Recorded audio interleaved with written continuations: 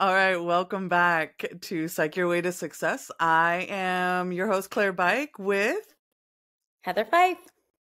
And we get to talk about today is part 2 of a conversation we started last Friday, about mental health wellness in the workplace, how that looks in really, there was a discussion that we had about mental health first aid in the workplace, and if it's becoming more mandatory, if that's the trend that we're gearing towards. And today, like we talked about its place last week, and today we want to kind of discuss sign and symptoms.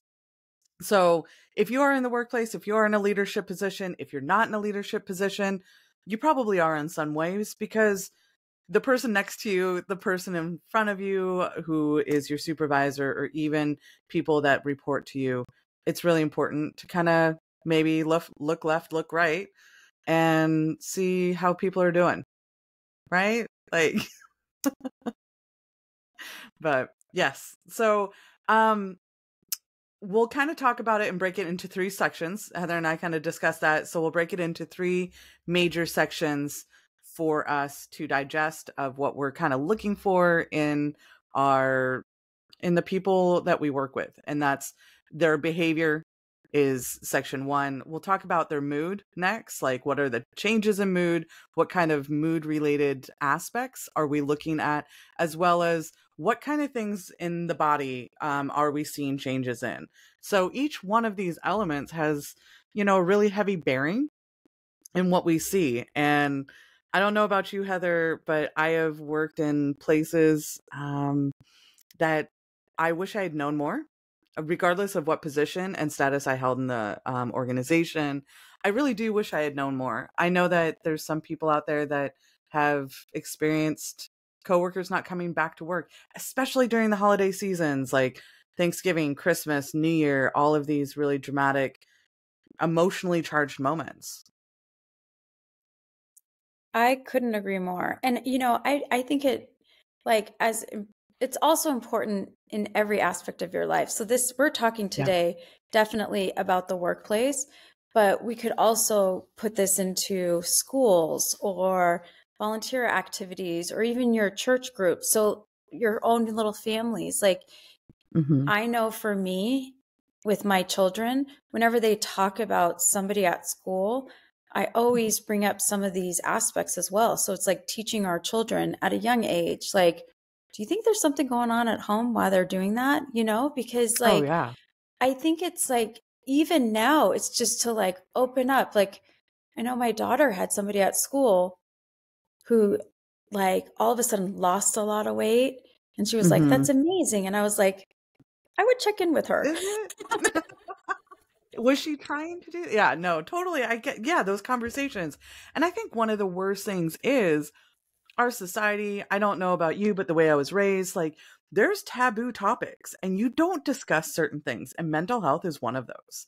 And I find it so interesting that we do not want to engage because it's encroaching on somebody's boundaries or personal space, or that's too personal.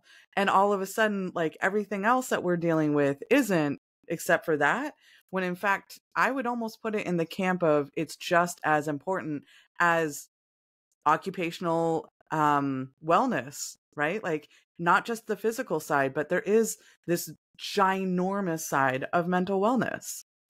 So Definitely. I mean, I would say even like the other day when, you just were like, let's do a little check-in, and I think that's an easy way.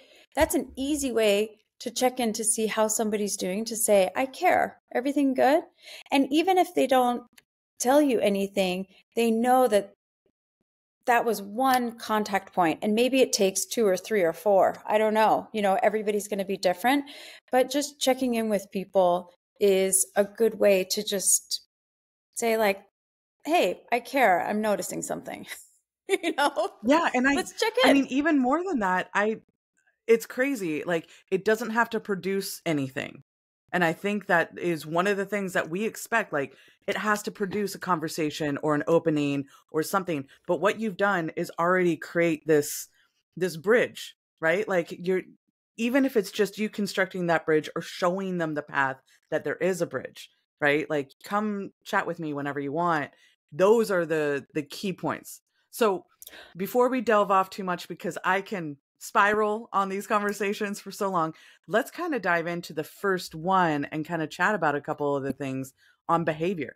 Like, what kind of things would you say that you would notice in behavior, big changes in their behavior, to be kind of aware of?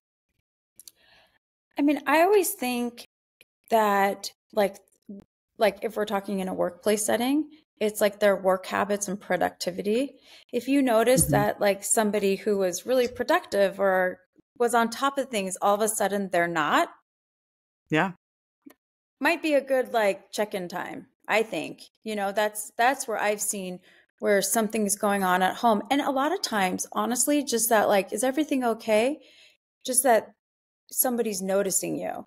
And, you know, kind of like what we were saying, it doesn't have to produce this big conversation of what's actually happening, but Hmm. just saying that makes them feel seen and makes Totally. them feel like, okay, like either I need to talk to somebody about this because people are noticing, you know?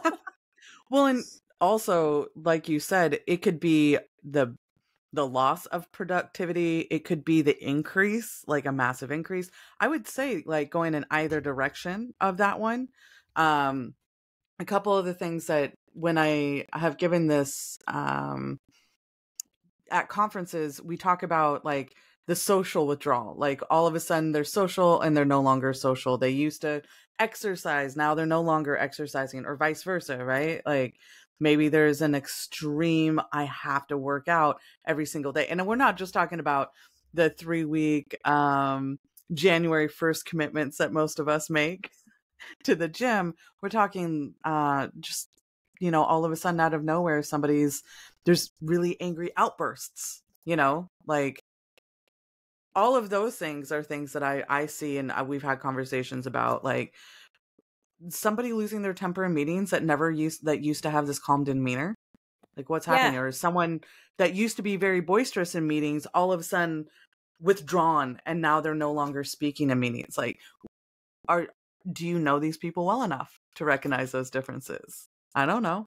Uh, Or just like irritability, you know, just yeah. like I always think it's interesting when someone gets irritated about something they didn't usually get irritated about. You know, Oh my like you're gosh, like, yeah. What changed? it's, yeah, it's good to just kind of do, like I'm saying it, like a little check in. But yes, definitely those mood swings, those like, um, whichever direction. I think that's such a valid point that you're bringing up, Claire, because a lot of times we think of people withdrawing, but it could also be somebody being overly boisterous or talkative, Mhm. or there's Yeah, definitely overcompensation anytime. That's what it is, I think. Anytime you're overcompensating for something. sure. I think that a lot of people that are experiencing these moments typically are unaware of what they're doing. They're just trying to survive the moment. So, detachment is something that I've seen in some workplaces. We had a gentleman who really was committed to ending his life, even. And you could see it every year. And I got told later that it happened at the same time every year. And having a simple conversation with this person produced the reasons why and what was happening. And I did not hear anything further after that about any of the changes or behaviors that have been modified, because I think there is that element, like you mentioned, Heather, of being seen, somebody taking notice. Now it can go to extremes, and we all know this. Like, it can be attention seeking, right? It can be all of these Totally. things, right? And then there's extra steps that have to be taken from there, right? Like, other people have to get involved. You have to create a plan. You have to help. You have to support. But to a point, don't forget, none of us, Heather and I, as well as many people out there that are having to manage these situations, are not qualified to handle them to certain levels. So go to your capacity and to your training, and then try to engage others to connect that are Yeah. qualified. Well, and I always think err on the side of getting them to talk to somebody who is qualified. You know, I Absolutely. mean, because I always think like we want to solve problems, we want to be like help people. Like that's such a Yes. noble, amazing thing. But there's something to be said about people who have gone through school and understand how to take care of certain problems that many times we're not totally capable Uh, of, even if we think we are. Yes, Because no, that's true. And I think resources, guides, support, like you don't have to know it, but providing some of the support pamphlets or support websites, crisis text line, things like that. Like all of these items are available for you to refer them to because it goes beyond your own personal resources, right? Like exactly. provide them with the tools to be successful. That we're not asking you to go get, a master's in psychiatry, clinical psych. We're just saying, hey, be aware of it, be cognizant, and then help provide support, help provide references. So that's excellent. Beyond behaviors, moods. Well, let's have you kick off moods. What kind of mood changes do you see that you would say, hey, heads up, look out? I think anybody who is withdrawing, Mm-hmm. so I would say, um, doesn't want to be part of social interactions.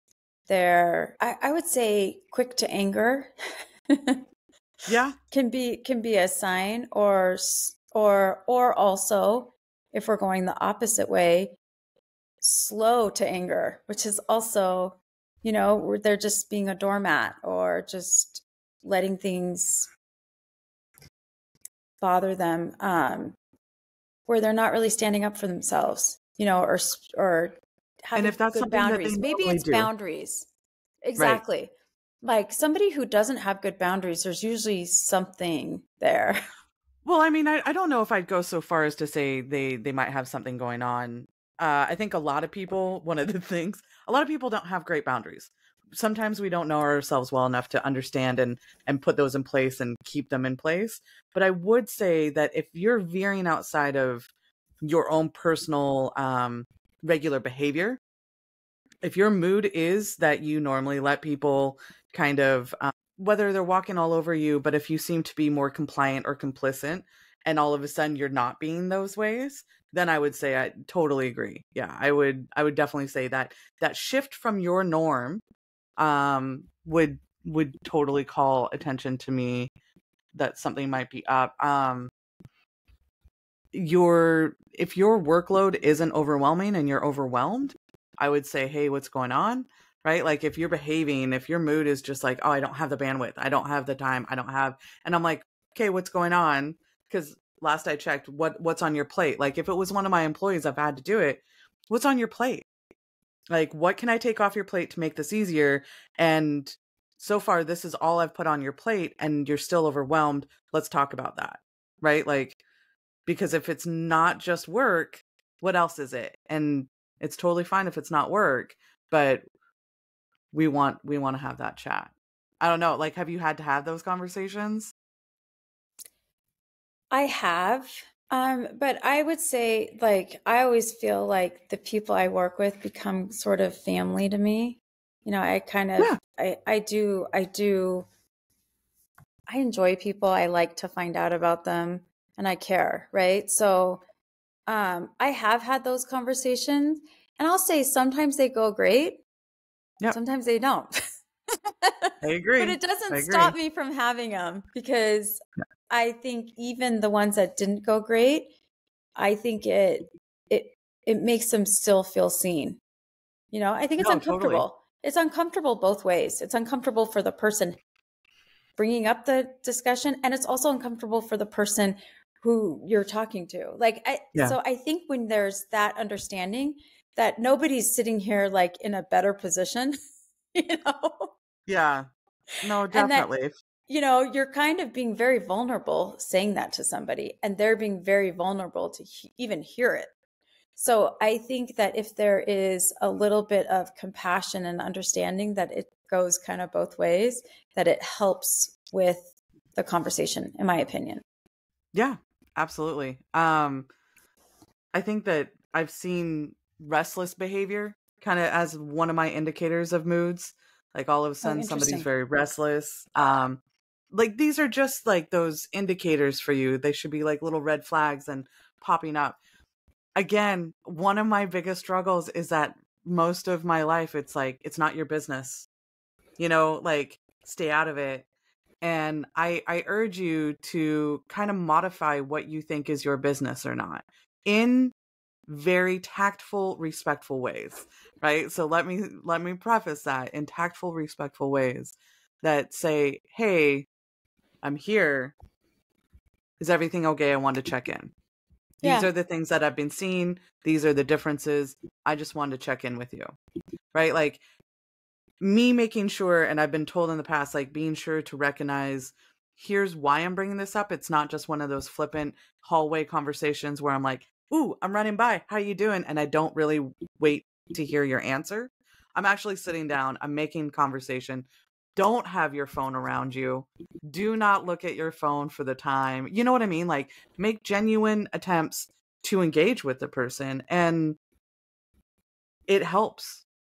I know, like, I was terrible. I had to have one of the people that worked with me sit there and be like, "Claire, I need you to get away from your keyboard, quit looking at your screen, and look at me when I speak to you, please."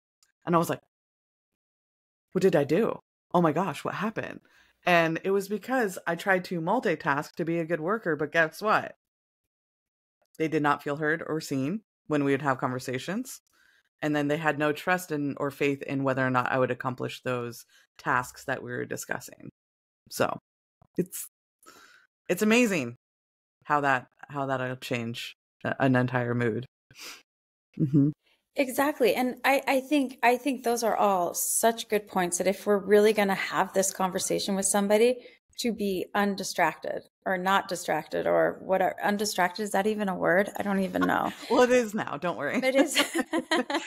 I You're said it and tuned I in. was like, huh. But that is so important. I know, I'm sure everybody's had this with their children. Our children are our best. um, Gauge. Yeah. yeah. And my kids always say, like, when I put them to bed, my phone can't be in the room because Yeah. it's so distracting. And so whether Hmm. you put it down or out of the In a room or drawer. whatever. Yeah, I do think there is, if you really want to find out how somebody is doing, you can't be distracted. You can't be like, okay, I have Mhm. 5 minutes. Well, even if you do just have 5 minutes, if you say, "Listen, I have 5 minutes now. Like, I would love to spend more time. Like, if you want to discuss this further, if it's a bigger conversation, let's make time later." Right? Like, but I want to let you know, I see you. I want to have this conversation. I would even say you can have 5 minutes and let them know that to make plans for later. Yeah. Right? Like, Well, yeah, you know what? It reminds me of one of my friends. He said, really, people just need 8 minutes. Like that's the yeah. time.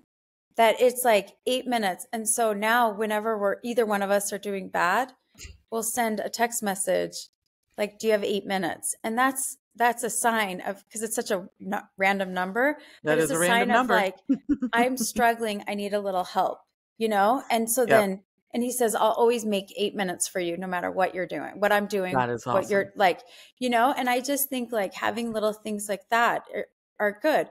But I also think another interesting sign that I was just thinking of is when people are unable to make decisions or concentrate. Like that is also like, I know some of us Yeah. have ADHD, but when somebody doesn't necessarily have that, like sometimes just making any decision is tough. Like, Oh my gosh. where do you want to go to lunch? And you're just like, you feel Ugh. overwhelmed by that question. Well, I mean, I'm Like, overwhelmed by it all the time. So if I were to do it, don't please ignore me. Like I always talk about how many decisions I have to make in a day, and deciding where to eat is not one of them. I don't want to do it. But you are absolutely correct. Oh my gosh, I love that. right. But see, someone like me, I love making the decision. I'll make it every day, all day. Like I want to tell everybody where to eat, you know? Because I like have such an opinion about it, right? But if there Hmm. was one day where I was like, I don't know, like I can't even think about that. Like that would be That's a a trigger for me. I'd be like, disruption. "Heather, what's up?" Right. That's a disruption in my normal behavior. And I think that's what I'm trying to say is like, Yeah. if something that was so easy for us to make a decision on Hmm. all of a sudden becomes difficult, no matter what it is, if it's where to eat or like what workout we're doing that day or what time we're waking up. I don't know. That's sometimes something that I've noticed too, is like when you're like, okay, what time are we waking up? And they're like, I don't even know. You're Yeah. like, People missing okay. meetings. It's all of the same. I put them under the same. Yeah. So that's a really good wrap up of the behaviors as well as the mood. The last is body. And as we wrap up today's session, I would say for me, body changes that happen. Obviously, people coming up with more headaches than they normally do, or more fatigued than normal, or God, what I wrote this down. I'm reading it. um, upset stomach, muscle tension, and chest pain. I don't know, but one of the biggest ones I thought was super helpful that I found, sleeping problems. People having sleeping problems was a huge Yes. trigger. And I've had people ask me like, how the heck am I supposed to know how well my employees are sleeping or my coworkers? And I'm like, let me tell you something. And stop me if I'm wrong, but anytime I've ever heard people talk, it's not about how great they're sleeping or how great something is all the time. The loudest people talking are those that are complaining about the lack of sleep that they got. Like, oh my God, I haven't slept in 5 days. Like you hear it one way or another, I promise you. Right. Well, and then you could just see in their eyes and like, you know what I mean? Like when Sure. someone's really having trouble sleeping, you can tell their body. True. I also think, I mean, coming from the dermatology world, your Hmm. skin and your nails say a lot about you. No. And I don't mean to like, I know it's like it's hard, but like they're talking to you. Oh, and we're not saying go inspect everybody's nails when they come into work, but that's a really good No. thing to be aware for myself, even like as I inspect my own nails right now. I'm just kidding. Yeah, But right. that's But excellent. it's like when you're not taking care of, I would say it's more of like when you're not taking care of yourself, the first thing that goes is your skin, hair, and nails, because they're the Right. least important part of your body, honestly. Hmm. Your Yeah. vital organs are going to get all of the nutrients and water it needs, and your skin, hair, and nails end up taking the brunt of that. So you can tell when someone has like Mhm. really dry skin, or they now are breaking out more than they used to, or just like Stress. different Yep. things like that. Like it shows up That's a really great physically. point. I love that. Okay. Which Well, nobody wants to say like, oh my God, your acne is so out of control. So I would not say that. what's sad? My dad totally did that one day. It's like, is there something that I can do to help you with your skin? And I'm like, actually, you didn't say skin. He goes, your face. And I was like, oh, ouch. Okay. Well, good talk, Dad. Thanks for that. That's I know. 50% your fault. I'm the worst at that But with my kids. I it'll am a be fun. problem. I know. So for everybody out there, if there's anything you guys want to add, we'd love to hear from you. If you don't mind, if you enjoy this, please rate us on Spotify, Amazon and Apple, and then of course YouTube. So register, sign up, do whatever you can. Any last words, Heather? I think it's just about caring about other people. Have that social responsibility to think about other people and to look outside yourself every once in a while. Excellent. I agree. And have a wonderful rest of your day. We will see you guys next week. Have a good one. Bye.